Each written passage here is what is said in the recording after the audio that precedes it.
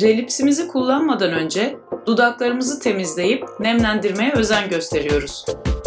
Daha sonra relipsimizi dudak çevremizi geçmeyecek şekilde dudaklarımızın üzerine yerleştiriyoruz. 15 saniye boyunca relipsin içindeki havayı ağzımızın içine doğru vakumlayıp çekiyoruz.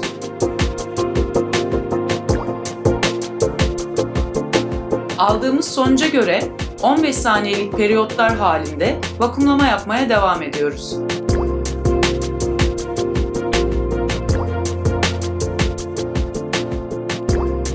İstediğimiz sonuca ulaşınca relipsimizi kullanmayı bırakıyoruz.